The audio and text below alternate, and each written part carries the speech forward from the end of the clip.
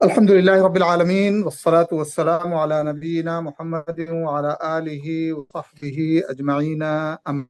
गुज़िश्ता दर्स जो है जो तमहीदी बातें होती हैं उनके ताल्लुक से गुफ्तगू आई थी, जिसमें इल्म नहव की तारीफ या इल्म नहव पढ़ने और सीखने का क्या मकसद होता है, उससे क्या फ़ायदा हासिल होता है। वो इसी तरह से इस इल्म नहव को इब्तिदाई मरहले में किस तदवीन हुआ, लिखा गया ये फ़न, और इसी तरह से लफ्ज़ से मुराद क्या है नहवियों के नज़दीक, उसका भी जिक्र आया था। और लफ्ज़ की किस्मों के ताल्लुक से भी जिक्र आया था। फिर लफ्ज़ की जो अक़साम हैं उनका जो माना और मफ़हूम है वो भी, उसके बाद उसके अक़साम लफ्ज़ के, फिर उसके बाद कलिमा और कलिमा की तक़सीम और उसका माना और मफ़हूम जिक्र किया गया था।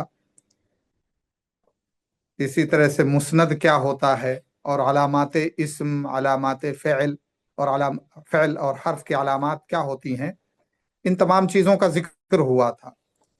तो मैं ये चाहूँगा कि जो लोग शरीक थे, या मुझे मालूम नहीं है कि इसमें कितने मेल कितने फीमेल थे, लेकिन बहरहाल गुज़िश्ता दर्स किसने कितना क्या समझा, इस ताल्लुक़ से अगर किसी को कोई डाउट है, कोई सवाल है, तो इब्तिदाअन सवाल ले सकते हैं। अगर किसी को कुछ पूछना है, किसी बात के ताल्लुक़ से कुछ कन्फ्यूज़न है, तो पूछ सकते हैं। जो है नहवियों के नज़दीक इंसान के मुंह से आवाज़ की शक्ल में जो चीज़ निकलती है उसे लफ्ज़ कहते हैं। इंसान की ज़बान से आवाज़ की शक्ल में जो चीज़ निकलती है। और फिर मैंने कहा था इसकी दो किस्में हैं, एक बामाना लफ्ज़ और एक बेमाना लफ्ज़। तो बामाना लफ्ज़ जो होता है उसे लफ्ज़ मुफीद कहते हैं, और बेमाना लफ्ज़ जो होता है उसे लफ्ज़ मुहमल कहते हैं। उसका कोई मतलब और कोई वो नहीं होता। फिर लफ्ज़ की किस्में हो गई मुहमल और मुफीद। और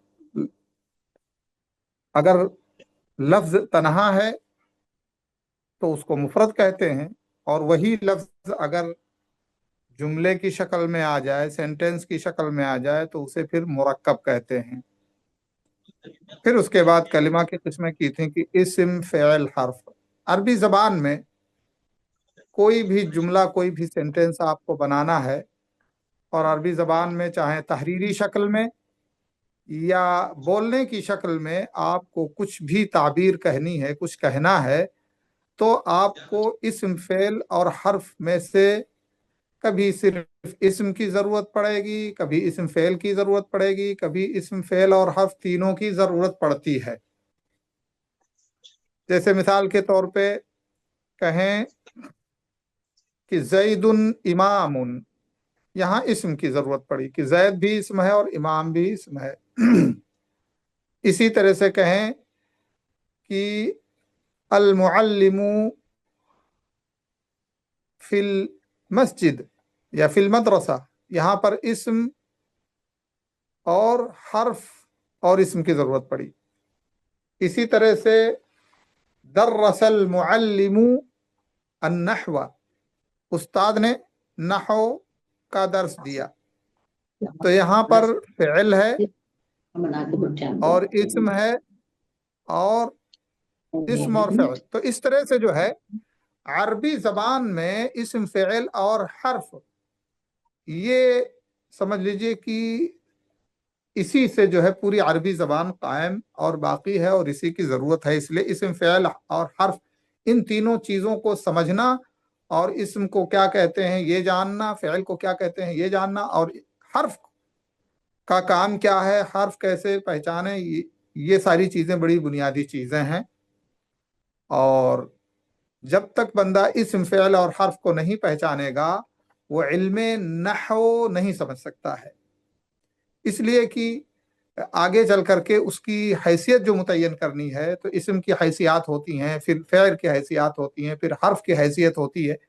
تو جب ہم یہ تعین کر لیں گے کہ یہ اسم ہے تو پھر آگے حیثیت کی طرف بڑھیں گے، فعل ہے آگے حیثیت کی طرف بڑھیں گے، اس حرف ہے تو اس لیے بڑی اہم چیز ہے یہ کہ اسم، فعل اور حرف اور اس کی علامتیں جو ذکر کی گئی تھیں، اور میں چاہوں گا کہ جو ہے کتاب کی طرف مراجعہ کیا جائے اور اس کی علامتوں کو، اس کی پہچان کو جانا جائے کہ ہم کیسے فعل کو پہچانیں، کیسے اسم کو پہچانیں، کیسے حرف کو پہچانیں۔ یہ بہت اہم اور بہت ہی ضروری چیز ہے تاکہ ہم جو ہے مضبوطی کے ساتھ جو ہے اس فن کے سمجھنے کی طرف بڑھ سکیں، اسم، فعل، حرف۔ اسی طرح سے یعنی اسم، فعل، حرف کی علامتیں آپ کے سامنے رکھ دی گئی تھیں، تو اس کا مراجعہ آپ کیجئے۔ ہو سکتا ہے اگلے درس میں لازمی طور پہ پوچھوں گا تاکہ سمجھ سکوں کہ جو ہے کتنے لوگ سمجھ رہے ہیں اور کتنے لوگ دلچسپی لے رہے ہیں۔ اور شروع میں مایوسی جیسی ہوگی، کیونکہ بہت سارے لوگ کہتے ہیں کہ جو ہے نحو جو ہے یہ لوہے کا دروازہ ہے، اس کا کھولنا بڑا مشکل ہے، لیکن اگر یہ کھل گیا تو پھر آگے آسانی ہی آسانی ہے۔ تو اس لیے ابتدا میں دقت محسوس ہوگی، اس کی طرف توجہ نہیں کرنی ہے، اور نہ یہ ذہن و دماغ میں رکھنا ہے کہ یہ ایسا فن ہے جو ہمارے بس کی بات نہیں ہے۔ بہت آسان فن ہے اور بہت پر لطف فن ہے۔ یہ جب سمجھنے لگیں گے تو بہت ہی شوق کے ساتھ جو ہے قدم آگے بڑھائیں گے، مضبوطی کے ساتھ۔ بہرحال آج میں چونکہ بورڈ نہیں استعمال کر سکتا ہوں، اس لیے کہ وہ پین میں گیا بھول، اور اس میں بھی کہیں وائٹ بورڈ کا آپشن رہتا ہے، لیکن چونکہ میں نیا ہوں اس لیے کہیں ایسا نہ ہو کہ اس کے استعمال اور اس کے چکر میں جو ہے کچھ اور مسئلہ ہو جائے۔ تو ابھی آپ لوگ، مجھے امید ہے کہ پہلے سے آپ کو علم ہو گیا ہوگا کہ کون کون سے پیج کو ہمیں پڑھنا ہے، تو اس کی طرف آگے بڑھتے ہیں ہم لوگ۔ آج جو ہے دیکھیں، اسم کی بہت سارے اعتبار سے تقسیم ہوتی ہے۔ ان تقسیمات کے اعتبار سے ایک اعتبار یہ ہوتا ہے کہ اسم کبھی ایک معنی پر دلالت کرتا ہے، ایک شخصیت پر، ایک ذات پر دلالت کرتا ہے، کبھی ایک سے زائد، کبھی دو پر، کبھی دو سے زائد پر۔ تو اس لیے جو ہے یہ بھی جاننا ضروری ہے کہ اسم کے کس اعتبار سے کون سے اقسام ہیں۔ آج جس اعتبار سے اسم کے اقسام ذکر کرنے ہم جا رہے ہیں وہ مفرد، مثنی اور جمع کی حیثیت سے، کہ اگر اسم ایک ذات پر یا ایک چیز پر دلالت کرتا ہے تو اس کو مفرد کہتے ہیں۔ جیسے مثال کے طور پہ رجل ہے، رجل ایک آدمی کے لیے بولا جاتا ہے۔ قلم ہے، قلم ایک قلم کے لیے بولا جاتا ہے۔ مسجد ہے، مسجد ایک مسجد کے لیے بولی جاتی ہے۔ تو اس طرح سے جو ہے اسے کہتے ہیں مفرد، اسم مفرد۔ لیکن کبھی کبھی ہمیں دو شخصوں کے لیے، دو لوگوں کے لیے استعمال کی ضرورت پیش آتی ہے، تو ہمیں جاننا چاہیے کہ کب یہ اسم کس پوزیشن اور کس حیثیت میں اگر ہوگا تو ہم سمجھ سکیں گے کہ یہ دو افراد پر دلالت کر رہا ہے اور اس میں کیا چینجنگ کی جا سکتی ہے۔ تو آج درس اسی سے متعلق ہے کہ اسم مفرد یہ اصل لفظ ہوتا ہے، اصل لفظ، اس میں کوئی چینجنگ نہیں ہوتی، وہ اپنے اصل بنا کے اعتبار سے اور اپنے اصل حیثیت کے اعتبار سے ہوتا ہے۔ جب اسے دو افراد یا دو سے زیادہ افراد پر دلالت کرنے کے لیے ہم استعمال کرنا چاہتے ہیں تو پھر اس میں کچھ ہمیں چینجنگ اور کچھ تبدیلی کرنی پڑتی ہے، تب وہ اس لائق ہوتا ہے کہ اس میں وہ معنی ہمارے مقصد کے اعتبار سے پیدا ہو۔ مثال کے طور پہ رجل ہے، رجل ایک فرد پر دلالت کرتا ہے، قلم ہے ایک فرد پر دلالت کرتا ہے، کتاب ہے ایک فرد پر، ایک کتاب۔ لیکن ہم چاہتے ہیں کہ یہ بیان کریں کہ ہمارے پاس یہ اس قسم کی دو چیزیں ہیں، تو پھر ہم اس میں چینجنگ کریں گے۔ کیا چینجنگ ہوگی کہ اگر اسم مفرد ہے تو اس کے آگے الف اور نون مکسورہ، نون مکسورہ کا مطلب کہ جس پر زیر ہو، یہ فتحہ، ضمہ، کسرہ، یہ اصطلاح بھی یاد رکھنی چاہیے، اور یہ آگے چل کر کے بہت آئے گی۔ کسی حرف کو کہیں گے مضموم، کسی حرف کو کہیں گے مجرور، کسی حرف کو کہیں گے مفتوح۔ تو جس حرف پر فتحہ یعنی زبر ہوگا اس کو مفتوح کہیں گے، جس حرف پر ضمہ یعنی پیش ہوگا تو اس کو مضموم کہیں گے، جس حرف پر زیر یعنی کسرہ ہوگا تو اسے مکسور یا مجرور کہیں گے۔ تو मुफरद में दो अफराद पर दलालत करने के लिए जो तब्दीली लाई जाती है वो ये है कि अलिफ और नून मकसूरा, यानी अलिफ लाएंगे, इसम के आखिर में अलिफ बढ़ा देंगे और उसके आगे एक नून ले आएंगे जिस पर जेर होगा, या फिर या जिससे पहले जबर और नून मकसूर होगा। इसको मिसाल से समझते हैं। कहते हैं जा रजुलुन मिनल हिंद, कि इंडिया से एक शख्स आया है। अब यही हमको ये कहना है कि इंडिया से दो लोग आए हैं, तो हमने कहा कि जो है अलिफ और नून मकसूरा यानी जिस पर जेर हो बढ़ा देंगे। तो यहां पर हमें रजुल के साथ में यानी लाम के बाद अलिफ और नून मकसूरा बढ़ाना है, तो क्या बनेगा? रजुलानी। देखिए नून पर जबर है और उससे पहले अलिफ है। जा रजुलानी मिनल हिंद, यानी हिंदुस्तान से दो शख्स आए, तो यहां पर रजुलान यानी दो शख्स हुए। या फिर या और उससे पहले जबर होगा और नून मकसूरा बढ़ाएंगे। अब ये आगे आपको आएगी ये बहस, जहां पर जो है आपके सामने बयान किया जाएगा कि अगर मुसन्ना हो तो ये सब्जेक्ट हो या ऑब्जेक्ट हो तो क्या इसमें चेंजिंग आती है। तो इसीलिए मैंने कहा या नून मकसूरा। तो ये दो सूरतों में ये या और नून मकसूरा इसी तस्निया को बनाते हैं। मिसाल के तौर पे यहाँ पर चूंकि ऑब्जेक्ट है, फाइल है जिसको हम बोलते हैं, इसलिए कि जा ये वर्ब है, फेल है, और उसका फाइल यानी उसका ऑब्जेक्ट क्या है, सब्जेक्ट क्या है, रजुल है। तो यहाँ पर अलिफ के साथ आया। तो इससे पता ये चला कि जो है जब हम इस मुफरद से इस मुसन्ना बनाएंगे, यानी जब लफ्ज को दो चीजों पर या दो अफराद पर दलालत करने के लिए हम उसको बनाएंगे तो इसको मुसन्ना कहेंगे। मुसन्ना की मतलब होता है वो लफ्ज जो दो चीजों पर दलालत करे। तस्निया से, अरबी में तस्निया कहते हैं दो को, या इस्नान आप लोग बोलते होंगे, इस्नान, वाहिद इस्नान, है ना। जो लोग अरब कंट्रीज में रहते हैं तो इस्नान या इस्नैन बोलते हैं, है ना। तो वही इसी से मुसन्ना बना है। मुसन्ना यानी दो पर दलालत करने वाला।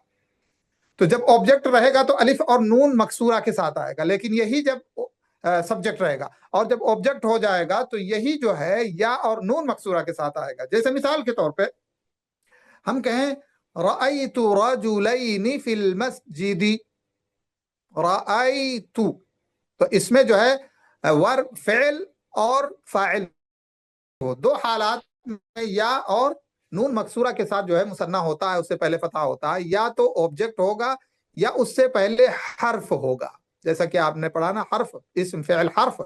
तो अगर उससे पहले हर्फ होगा जिसको हर्फ जर बोलते हैं, हुरूफ जारा, कि वो अगर किसी इस्म पर दाखिल होते हैं तो उस इस्म को वो कसर तौर पे हम कहें सल्लमतु अला रजुलैनि, सल्लमतु फेल और फाइल है इसमें, कि मैंने सलाम किया, तो वर्ब और जो है सब्जेक्ट इसके अंदर है।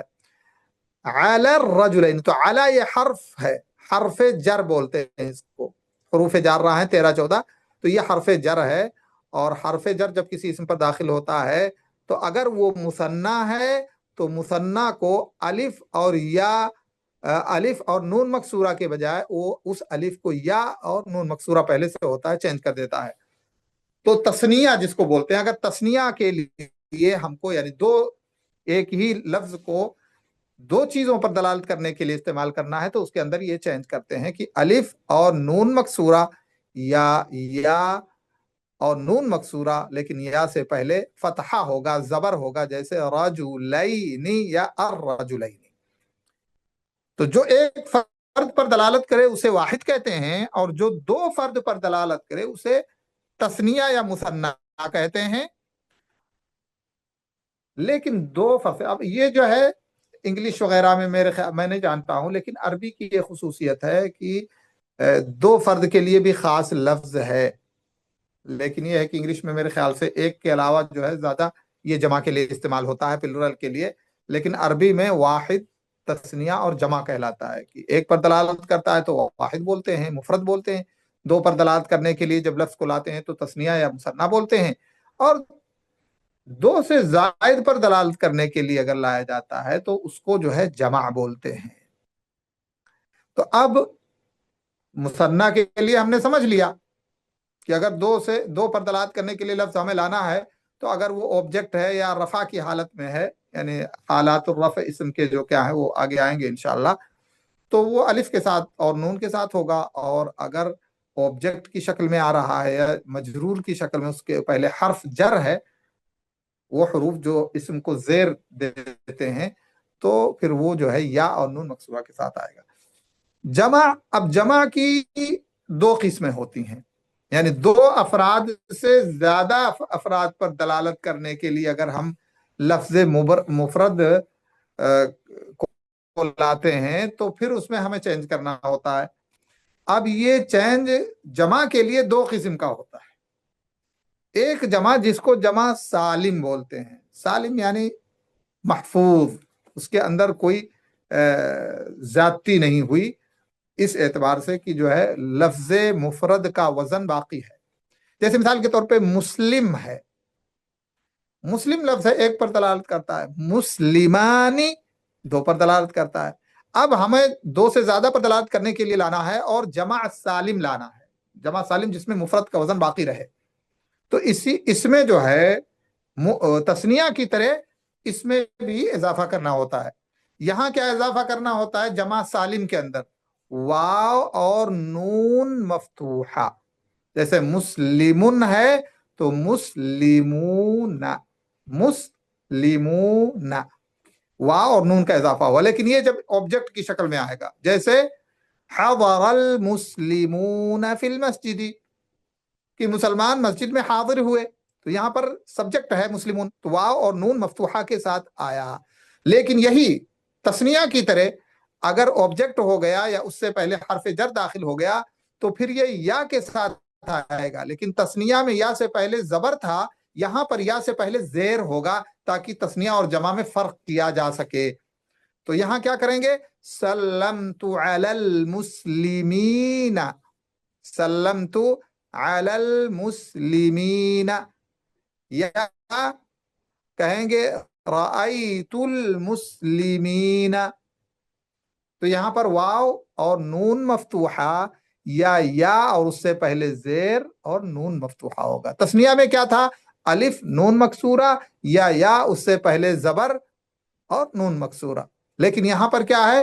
واو اور نون مفتوحہ، نون سے پہلے زبر، نون پر زبر، یا پھر یا اور نون مفتوحہ لیکن یا سے پہلے زیر، مسلمین۔ اسی طرح سے آپ جیسے پڑھتے ہوں گے ان المسلمین والمسلمات والمؤمنین والمؤمنات والقانتین والقانتات، تو آپ یہاں دیکھ رہے ہوں گے کہ والمؤمنین، ان المسلمین والمؤمنین، یہ چونکہ اس سے پہلے ایسا حرف آیا ہے جو ہے تبدیلی پیدا کرتا ہے جمع سالم کے اندر اعراب کے اعتبار سے، تو اس لیے یہاں پر یا اس سے پہلے زبر زیر اور نون اس کے اوپر فتحہ، تو جمع سالم یہ کہلائے گا۔ جمع مذکر سالم یہ کہلائے گا، کیونکہ جمع کی دو قسمیں ہیں، جمع سالم، اس کے بعد جمع مکسر، یعنی جس کے اندر وزن کا جو ہے مفرد کا وزن ٹوٹ گیا، مفرد کا وزن باقی نہیں رہا، اسی لیے کہہ دیا مکسر یعنی ٹوٹا ہوا۔ اور جمع سالم کی پھر دو قسمیں ہیں، جمع کی عموماً دو قسمیں، جمع سالم اور جمع مکسر، اور پھر جمع سالم کی دو قسمیں ہیں، جمع مذکر سالم اور جمع مؤنث سالم، یعنی وہ جمع سالم جو میلز کے لیے استعمال کیا جاتا ہے، اور اس کا تذکرہ میں نے کیا آپ کے سامنے کہ اگر وہ سبجیکٹ کی شکل میں، فاعل کی شکل میں آتا ہے تو واو اور نون مفتوحہ کے ساتھ آئے گا، اور اگر مفعول یعنی آبجیکٹ یا حرف جر وغیرہ کی شکل میں یا حال کی شکل میں، منصوبات بہت ساری قسمیں ہیں جو آگے انشاءاللہ آئیں گی تفصیل سے، اس شکل میں آتا ہے تو یا اس سے پہلے زیر اور نون مفتوحہ کی شکل میں آئے گا، جیسا کہ میں نے آپ سے بتایا ان المسلمین والمسلمات، یہ نصب کی حالت میں ہے، اس لیے دیکھیں یہ سارے کے سارے یا المکسور ما قبلہا یعنی جس سے پہلے زیر ہے اور نون مفتوح، تو یہ جمع مذکر سالم کہلائے گا۔ جمع مؤنث سالم، تو جمع مؤنث سالم میں الف اور تا مفتوحہ تا مربوطہ ہوتی ہے اور تا مفتوحہ. تا مربوطہ وہ گول والی تا ہوتی ہے، اس کو مربوطہ بولتے ہیں عربی میں، اور مفتوحہ بولتے ہیں لمبی والی تا کو، بڑی تا جو ہوتی ہے. تو گول والی تا نہیں، تا مفتوحہ کے ساتھ. تو الف اور تا مفتوحہ کے ساتھ جمع مؤنث سالم جو فیمیلز پر دلالت کرتی ہے، فیمیل جمع پر دلالت کرتی ہے، اور اس کی مثال آپ کو یہیں پر مل جائے گی اسی آیت کے اندر سورہ احزاب کی، کہ ان المسلمین والمسلماتی. دیکھیے مسلماتی، مسلمتن تھا تو مسلماتی، یعنی مفرد کا وزن باقی ہے، اور الف اور تا مفتوحہ بڑھا دی گئی ہے، بڑی والی تا، لمبی والی تا بڑھا دی گئی ہے. اور اس طرح سے اب یہ مسلمین جو فیمیلز ہیں مسلمین ان پر دلالت کرتا ہے، اور مسلمات اسی طرح مؤمنین میلز جو ہیں ان پر، اور مؤمنات جو فیمیلز ہیں، والمتصدقین میلز، والمتصدقات. تو اب یہاں پر جمع مؤنث سالم میں جو ہے الف برقرار رہے گی تمام حالات میں، البتہ اس کے اعراب میں چینج ہوتا ہے، اور وہ آگے چل کر کے ہم بتائیں گے کہ رفع کی حالت میں، یعنی اگر آبجیکٹ ہے سبجیکٹ ہے تو اس حالت میں جو ہے دو پیش اس کے اوپر ہوگا اگر الف لام اس کے اوپر نہیں ہے، اور نصب اور جر کی حالت میں اس پر زیر ہوتا ہے. یعنی فتحہ جو حروف یا جو حالات فتحہ کے ہوتے ہیں، تو جمع مؤنث سالم کی خصوصیت یہ ہے کہ اس پر فتحہ کا بھی تقاضا جو ہے زیر کے ساتھ لایا جاتا ہے، اور جر جو حروف جارہ ہیں ان کا تقاضا جو ہوتا ہے وہ زیر کے ساتھ ہی ہوتا ہے، لیکن الف باقی ہوتی ہے. الف اور تا مفتوحہ تمام حالات میں جو ہے جمع مؤنث سالم کے ساتھ ہوا کرتی ہے. تو یہ چیز میرے خیال سے سمجھ گئے ہوں گے آپ کہ جمع، دیکھیے ایک سے زیادہ معانی پر دلالت کرنے کے لیے ہم مفرد لفظ کے اندر چینجنگ لاتے ہیں. اب اگر وہ معنی دو کے لیے ہمیں لانا ہے، دو پر دلالت کرنے کے لیے، تو مفرد جو ہوتا ہے، واحد اسم جو ہوتا ہے، اس کے آخر میں ہم الف اور نون مکسورہ بڑھاتے ہیں، یا پھر نون یا اور اس سے پہلے فتحہ ہو اور نون مکسورہ، تو یہ تثنیہ پر دلالت کرے گا، دو پر. اب جمع کا جہاں تک مسئلہ ہے تو جمع کی بہت ساری اقسام ہیں. جمع مذکر ہے، سالم ہے، جمع مؤنث سالم ہے، یہ جمع سالم کی دو قسمیں ہو گئیں. اسی طرح سے جمع تکسیر ہے، تو پھر جمع تکسیر یعنی جس میں واحد کا وزن، مفرد کا وزن باقی نہیں رہتا ہے، ٹوٹ جاتا ہے، تو اس کی بھی اقسام ہے معنی کے اعتبار سے. تو جمع مؤنث سالم اور جمع مذکر سالم ہم سمجھ گئے. اب آئیے جمع مکسر کی طرف آتے ہیں. جمع مکسر جیسا کہ میں نے کہا کہ جس میں وزن مفرد کا باقی نہیں رہتا ہے، اور معنی کے اعتبار سے یہ مختلف اوزان ہیں. کچھ اوزان یا کچھ وزن ایسے ہیں جو یعنی سمجھ لیجئے کہ 3 سے 10 تک پر دلالت کرتے ہیں، ان کو جمع قلت کہا جاتا ہے، اور جو 10 سے اوپر دلالت کرتے ہیں ان کو جمع کثرت کہا جاتا ہے. اس کے لیے الفاظ خاص ہیں. اب آپ دیکھیے جمع کے بہت سارے اوزان ہیں. انہی جمع کے اوزان میں سے ایک وزن ہے افعل. یہ افعل، یہ وزن ہے. اس وزن پہ جو بھی الفاظ آتے ہیں وہ جمع کہلاتے ہیں. مثال کے طور پہ ذراع، یہ مفرد ہے، اس کی جمع ہم لائے افعل کے وزن پہ تو ہو گیا اذرع. اذرع یہ جمع تکسیر ہے، اس لیے کہ اس کا مفرد کیا ہے؟ ذراع. اب اذرع میں مفرد کا وزن باقی نہیں ہے، اس لیے ہم نے جمع مکسر کہا، اور جمع سالم میں مفرد کا وزن باقی رہتا ہے. مسلم، مسلمہ، مسلم یہ باقی ہے. تو افعل کے وزن پہ آتی ہے جمع، جیسے اذرع. اسی طرح سے افعال کے وزن پہ آتی ہے، جیسے ثوب کی جمع ہے اثواب. افعال، اثواب. اسی طرح سے افعیلتن، افعیلتن، جیسے ارغیفتن، رغیف کی جمع، رغیف مانے روٹی، خبز. ارغیفتن تیسرا وزن ہے. اسی طرح سے فعلہ، جیسے غلمتن، غلام کی جمع، غلمتن غلام کی جمع. تو یہ جو ہے اوزان ہیں جو استعمال ہوتے ہیں جمع تکسیر کے لیے معروف اوزان یہ ہیں، اور بھی بہت سارے اوزان آگے آئیں گے، جیسے ایک جمع ہے جس کو جمع منتہل جموع کہتے ہیں، اس کا کیا مطلب ہوتا ہے، لیکن یہ ہے کہ جمع مکسر اور اس کے معروف اوزان جو ہیں یہی ہیں: افعول، افعال، افعلۃ، فعلۃ، یہ معروف ہیں، اور بھی اوزان آئیں گے۔ اب یہ قیاسی اوزان ہیں: ارغفۃ، قفل جمعہ اقفال آتا ہے، اقفال آپ نے پڑھا ہوگا، اسی طرح سے اثواب آپ نے پڑھا ہوگا، اوزار وزر کی جمع ہے، تو اس طرح سے جو ہے فتیتن، فتن کی جمع ہے، انہم فتیتن آمنوا، غلمتن فعلتن کے وزن پہ۔ تو انہی چند باتوں پہ اکتفا کرتے ہیں تاکہ جو ہے بہت زیادہ وہ نہ ہو۔